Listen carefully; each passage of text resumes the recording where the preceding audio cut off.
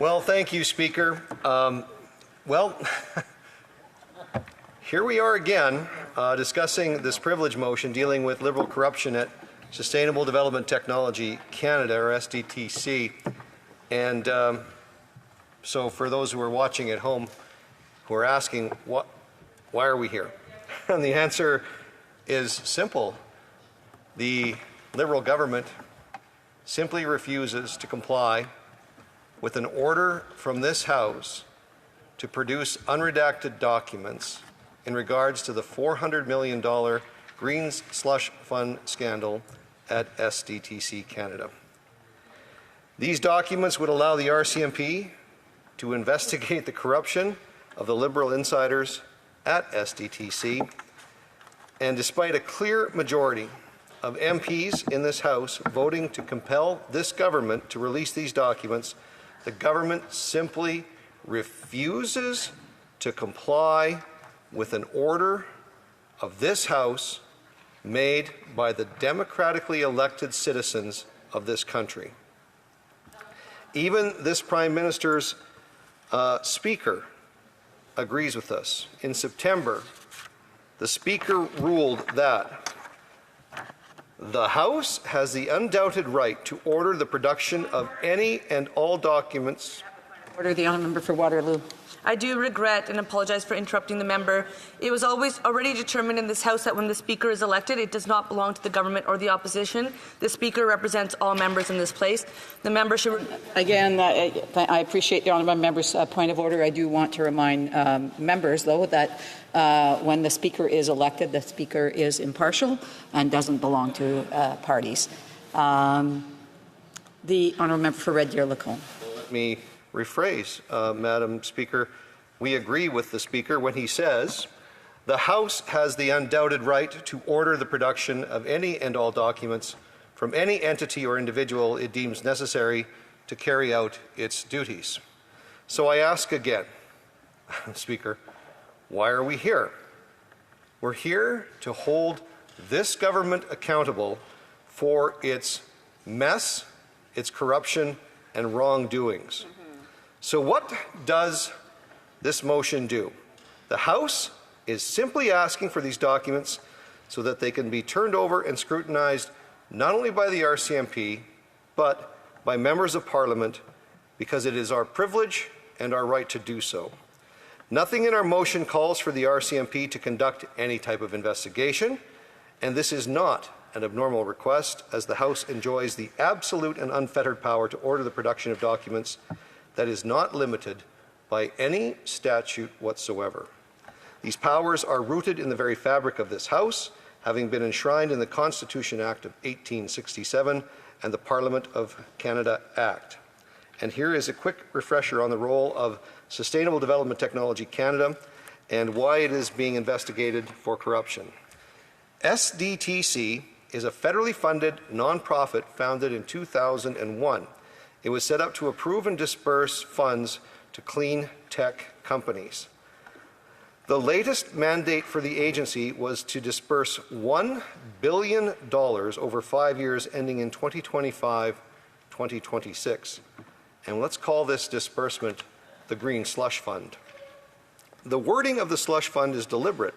A slush fund is a reserve of money used for illicit purposes, usually pertaining to political bribery, and this is no exaggeration. Doug McConaughey, the Assistant Deputy Minister at Innovation and the whistleblower that would expose the graft, would say that what happened at SDTC was almost a sponsorship scandal level kind of giveaway. The sponsorship scandal. If you remember, that's what eventually brought down the previous Liberal government of then Prime Minister Paul Martin and Jean Chrétien. It should be noted that both scandals share certain similarities.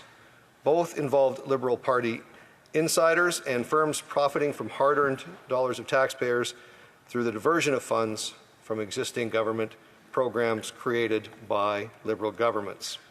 So let's dig into the anatomy of a scandal. In 2015, coincidentally, what else happened in 2015? Yes, what? That's when we had our new government. This Liberal government, the mastermind of the operation, Leah Lawrence, was hired to be the CEO of Sustainable Development Technology Canada. Under her direction, SDTC essentially turns into this green slush fund for her and her friends. Rather than funding green tech firms in a fair and transparent manner, she decided to use the fund to top up the companies of her and her friends. A key player in covering up her behavior was her partner in crime, Annette Verschuren, who was appointed chair of the board. Annette used her position to protect Leah. Not wanting to miss out on the fund, the entire board then also partakes in the scam. To compound these issues, subcontractors on projects were often affiliated with the CEO. Clearly in the wrong, the board tries to cover their tracks by contracting an outside legal opinion saying it was okay to fund their own companies with the bonus money. This outside opinion is Ed Vandenberg. He is a paid SDTC member. There's no lack of salacious details to add in, Madam Speaker. You just can't make this stuff up. It's truly stranger than fiction. If you're wondering what the government did when they found out about these issues, the answer is nothing. Just like the Araya scam map, this government's SDTC board fleeced taxpayers, and instead of reprimanding and firing these individuals, they ignored the issue and tried to cover up this abuse of taxpayer dollars. And it's not like they weren't warned. In fact, the whistleblower referred to the initial investigation as a whitewash. The whistleblowers reached out to both the government and the Privy Council office, and despite warnings, the SDTC management team and board of directors remained in place months later. This must have been disheartening, yet despite their claims falling on deaf ears, the eventual result was an inquiry into the matter conducted by Raymond Chabot Grant Thornton.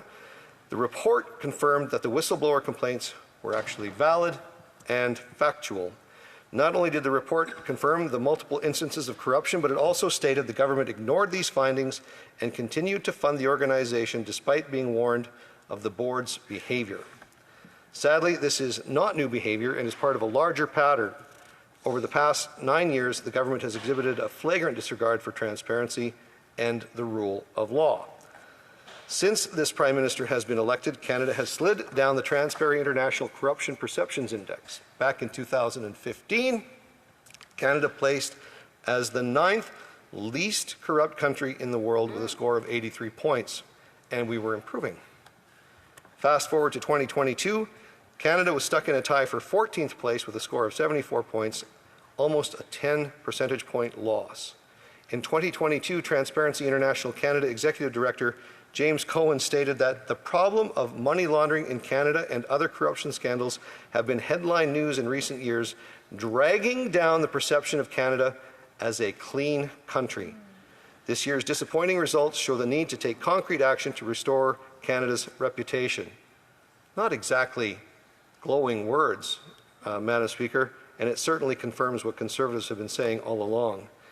And suffice to say that this government did nothing to rectify this perception of corruption in Canada, corruption that they have created, corruption that they have condoned, Madam Speaker, and it is damaging our international reputation.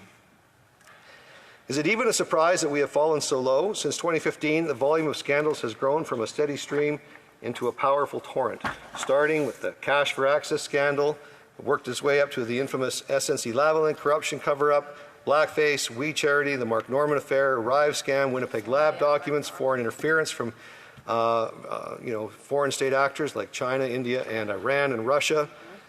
The list, Madam Speaker, of major scandals under the direction of this Prime Minister is too long to list in a 20-minute speech. And of the sickening levels of graft at SDTC, one of the whistleblowers had this to say. The true failure of the situation stands at the feet of our current government, whose decision to protect wrongdoers and cover up their findings over the last 12 months is a serious indictment of how our democratic systems and institutions are being corrupted by political interference. It should never have taken 2 years for the issues to reach this point, and what should have been a straightforward process turned into a bureaucratic nightmare that allowed SDTC to continue wasting millions of dollars and abusing countless employees over the last year. And let's remember, Madam Speaker, earlier on in my speech, I said that it was a $1 billion fund. And of that $1 billion, almost half of it, $400 million is what's in question of being handed out inappropriately.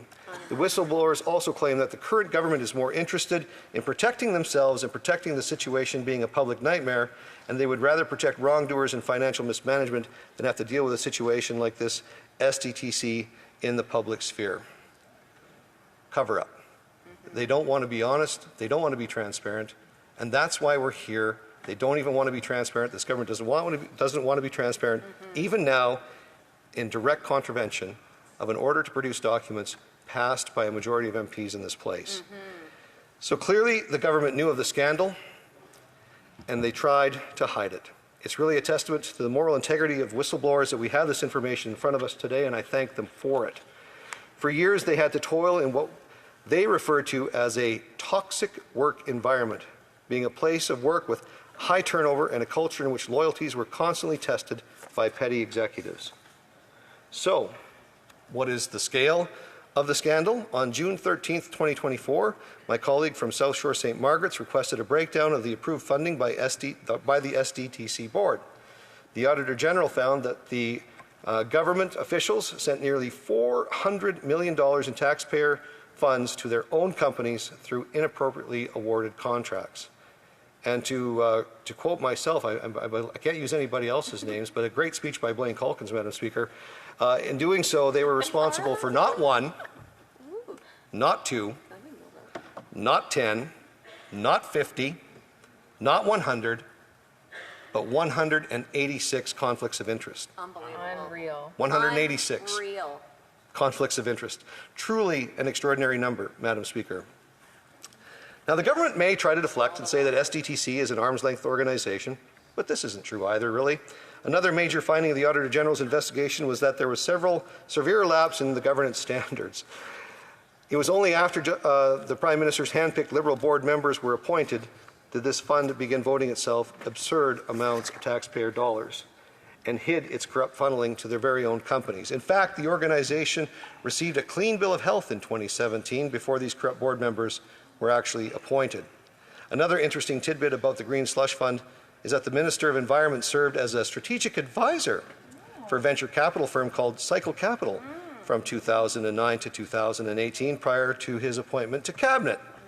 Now, the founder and owner of Cycle Capital sat on the same SDTC board that voted for Cycle Capital Investments to receive a significant amount of funding. Will the Minister of the Environment state if he still holds shares in Cycle Capital, and if so, how much has he stood to gain from these illicit investments? Good question.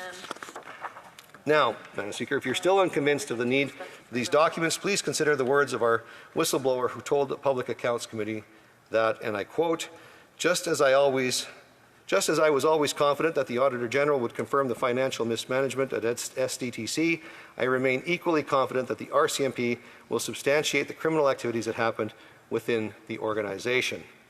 It's not our words, Madam Speaker. Clearly, the whistleblower believes that this work is important, and we as Conservatives stand in solidarity with them. In summary, we on the Conservative bench just want the government to turn over the SDTC Green Slush Fund documents so that those responsible can be held accountable, so that taxpayers know where their money went, and hopefully, Madam Speaker, we can recover some of those tax dollars for them. SDTC's board was appointed by this government, and they were informed of the conflicts of interest held by the executives that they chose. Yet this government did not act for years. Because of this, we are saddled with another corruption scandal. The Auditor General's investigation has uncovered that $400 million in SDTC funding was awarded to projects in which board members were conflicted during the 5-year audit period. That sum of money is nothing to laugh at, especially at a time where so many Canadians are struggling with everyday bills and affordability. These are funds that could have gone into building infrastructure, feeding the needy, tackling crime, dealing with the housing crisis that plagues our nation. Instead, this NDP Liberal coalition government has paralysed Parliament and made it impossible to address the serious issues facing Canadians. It's time for this Prime Minister to take accountability and provide the documents outlining the conflicts of interest in the Green Slush Fund. It is equally true that the MP from St. Maurice Champlain, the Minister for Industry, should have done a better job of monitoring at SDTC. The blame lies squarely at the feet of this Prime Minister and that Minister. I would like to leave you with a thought before I complete my my speech here. The Prime Minister once said, "One of the most important things in any leader or in any successful approach is to focus on connecting with people and really listening to them." Sounds like something he'd say. So I'll just say to the Prime Minister, if he won't release the documents, will he at least take stock of his own words and listen to the voice of Canadians, the great multitudes that are fed up with the corruption? They are telling him that it is time. Taxes are up, costs are up, crime is up, and his time is up. It's time to heed the call of Canadians and to put Canada on a path for a carbon tax election. Let's get to it, Madam Speaker. Let's.